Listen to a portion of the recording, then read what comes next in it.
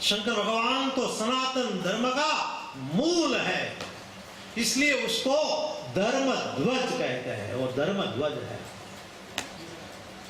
भगवान शिव धर्म की धरोहर है। भगवान शिव धर्म का मूर्तिमंत स्वरूप है। मैं आपको एक बात कहूं, भारतवर्ष में ही मंदिर बने, सबसे पहले मंदिर तो भारत में बने ना, बाद में दूसरे देश में मंदिर बने। कोई ऐसा पूछे कि मंदिर सबसे पहले कौन से देश में बने, तो हम सब कहेंगे भारत में। हमारी भारतीय संस्कृति, हमारा धर्म भारत देश से शुरू हुआ। भारत देश तो धर्म का उद्गम स्थान है। तो मैं आपको ये कहूंगा, भारत देश में मंदिर बने, लेकिन सबसे पहले किसका मंदिर बना? सीताराम का, राधा कृष्ण का, जगदम्बा का, किसका बना? अरे आप बोलो कि ना बोलो? शंकर भगवान का सबसे पहला मंदिर बना। और शंकर भगवान का सबसे पहला भारतवर्ष में कौन सा मंदिर बना, तो आप धर्म ग्रंथों में पढ़ लेना, और शिव पुराण में भी बताया गया है सबसे पहला मंदिर काशी में बना।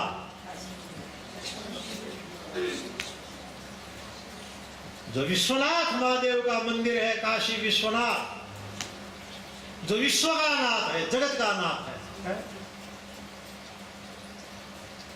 सबसे पहला मंदिर काशी में बना है। और काशी नगरी, जिसको हम कहते हैं मुक्ति की नगरी, शिव पुराण में वर्णन आया है अविमुक्त क्षेत्र।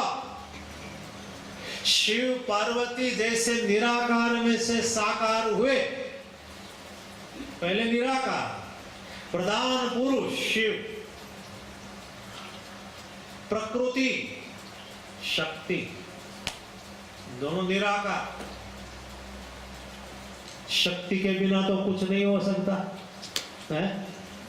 हमारी बॉडी में भी शक्ति नहीं रहे तो हम निर्बल हो जाते हैं। शक्ति के लिए कोई यंत्र भी नहीं चल सकता बिना शक्ति। पृथ्वी में भी शक्ति है, इसलिए ग्रेविटी पावर है पृथ्वी में शक्ति, इसलिए पृथ्वी घूमती है, सूर्य की परिक्रमा करती है ना, अपनी धरी पर भी घूमती है और सूर्य की परिक्रमा करती है। ऐसे दिन रात होते हैं, सब ऋतु आती है, पूरा विज्ञान। शक्ति सभी में है, हम कहते हैं एनर्जी। तो शक्ति में शिव है, शिव में शक्ति है। एक पुरुष है, एक प्रकृति।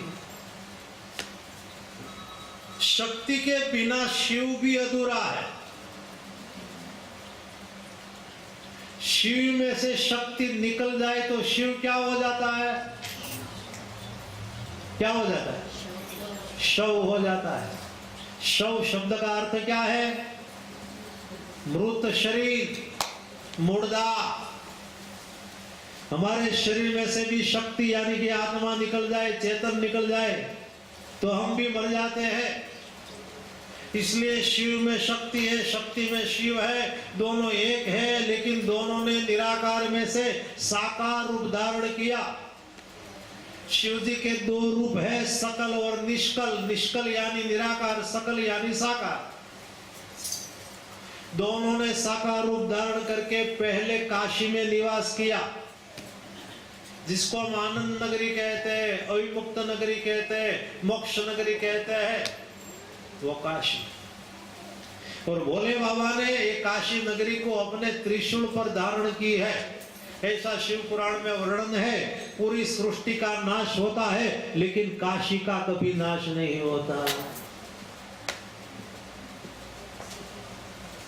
काशी में कोई व्यक्ति मर जाता है तो उसको मुक्ति मिल जाती है। जासु नाम बल शंकर काशी, देत सब ही समगति अविनाशी। तो काशी में कोई मर जाए तो उसको मुक्ति कौन देते हैं? भोले बाबा देते हैं, इसलिए उसको अविमुक्त क्षेत्र कहते हैं। काशी मुक्ति की नगरी है, इसलिए कुछ शिव भक्त, कुछ भक्त लोग ऐसे होते हैं कि जब हमारे मौत का समय आए ना, तब हम काशी में निवास करें। काशी में हमारी मुक्ति, मौत हो जाए तो हमें मुक्ति मिल जाए। इतना काशी का महिमा। तो वही भोले बाबा काशी में कुछ समय निवास करके बाद में शक्ति को लेकर कैलाश पर्वत पर आए थे, ऐसा वर्णन। बहुत कथा आती है, इतनी कथा कहे। शिव और शक्ति ने दोनों ने मिलके विष्णु भगवान का प्राकट्य किया है, ऐसा वर्णन है। विष्णु शब्द का अर्थ है सर्वव्यापक।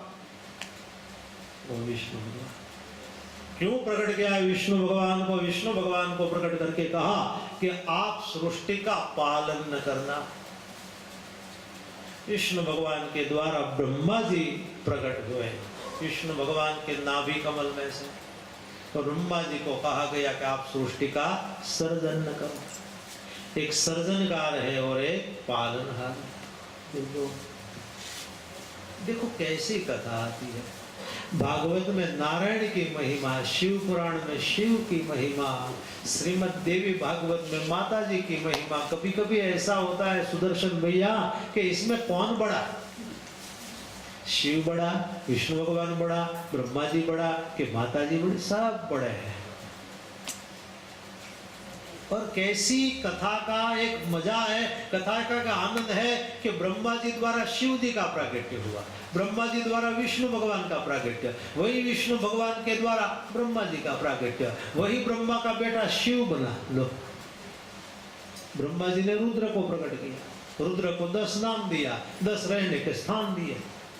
तो एक दूसरे के बाप बेटे बनते हैं। लो, कभी कभी समझ में नहीं आता है ना, तो लोग बस इतना पूछा ही करते हैं कि क्या है, लेकिन अंत में तो एक तत्व है बस। इसलिए इंग्लिश लोगों ने अच्छा बता दिया, गॉड। ज्यादा नाम नहीं, सिर्फ एक नाम गॉड। मुसलमान भाई भी कहते हैं खुदा। गॉड में तो आ जाता है जी यानी जनरेटर, ओ यानी ऑपरेटर, डी यानी डिस्ट्रॉयर। जनरेटर उत्पादन करने वाला ब्रह्मा, ऑपरेटर संचालन करने वाला विष्णु भगवान, डिस्ट्रॉयर नाश करने वाला शंकर भगवान।